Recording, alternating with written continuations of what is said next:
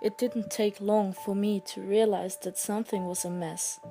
Usually, nobody would suspect me, the quiet little bookworm, of having so many creepy little, though I regret to call them this, fetishes. It wasn't as if I didn't know that such things were wrong. It's just that I didn't think any harm could be done if I just thought about them and didn't act. Only one part of the whole thing began to worry me. I used to separate what I'd do to soothe my hormones and what I did to soothe my mind separately. Then I found myself disgusted when I noticed what the combination of both did to me. It scared me, and eventually that fear grew into excitement. Soon, this became my little paradise. I knew it was sick, but letting my imagination roam was completely harmless, right? I remember just falling back on my bed behind a locked door and letting my hand slip between my legs, finding a fulfilling satisfaction as I closed my eyes and let my fingers tease around wet panties. This wasn't too different from what I had done as a teenager, but however, what was on my mind was quite different. I used to think of the boys I wanted to lure into my bedroom, but was always too shy to. I even had the occasional fantasy of women I admired, not that I'd ever tell them about. But this was different. My imagination transformed my room into a dusty and dark place with blood-stained sheets.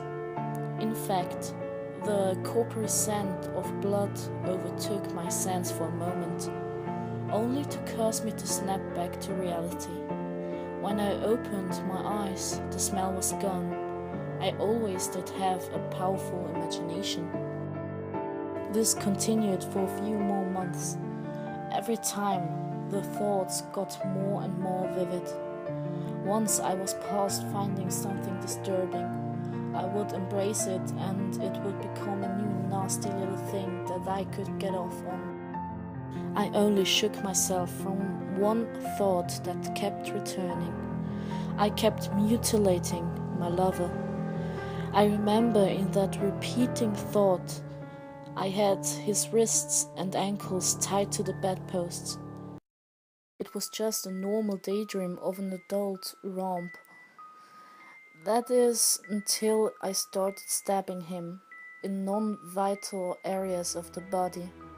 I usually snapped out of it at that point, yet that sick little part of me wouldn't let me go.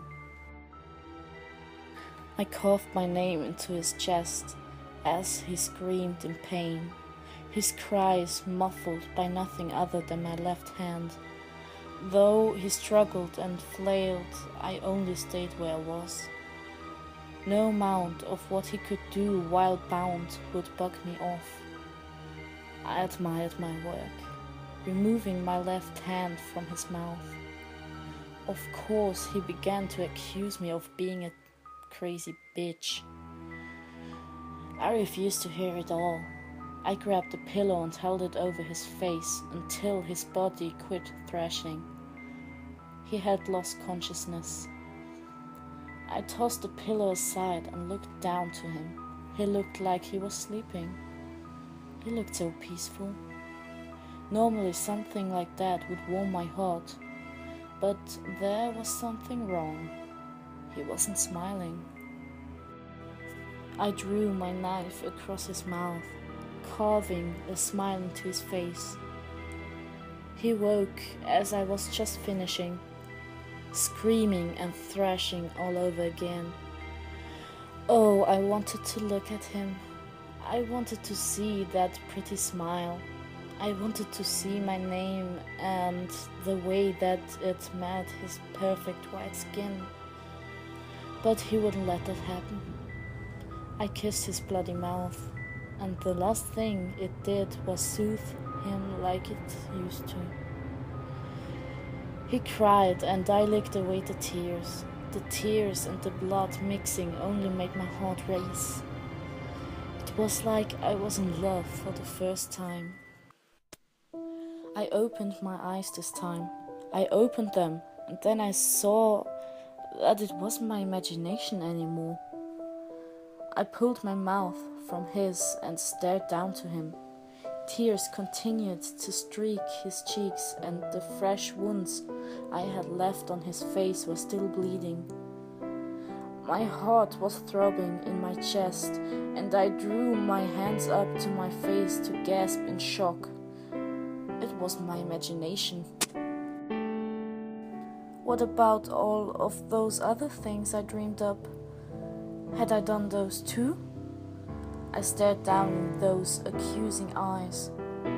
I could hear him trying to say something, but he was too hoarse from his screams to even speak. For some reason, I felt no regret. I knew I should, but I didn't. A grin began to creep over my face. I felt the corners of my lips being tugged at. Even though I knew this was no time to be smiling, still half naked, I leaned over him, only to whisper sweetly, "Baby, you've made me so happy."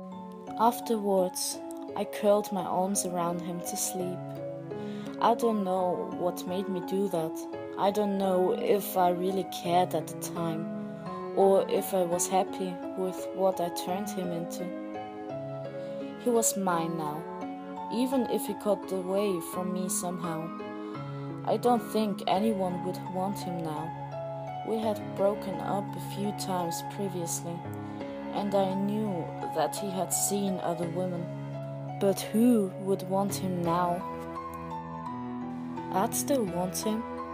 I kept him tied down, and I kept feeding him and giving him water. He refused the first few times, but eventually he just let it happen. He caved to my will. I told him what a good boy he was, and he only sobbed and kept repeating one phrase. "Why, Cassie? Why?" Soon his friends had realized that they hadn't seen him. They must have known that something had happened. When they arrived, they realized how weird I was acting. They shoved it past me, only to find him in the state I had left him in. I knew I was officially fucked. That's how I got where I am now. I'm in a mental institution. I never heard from Jason again, but now I have other focuses. I close my eyes and my fantasy comes to life. I'm actually quite happy this way. I only regret one thing. I wish I could taste the combination of blood and tears again.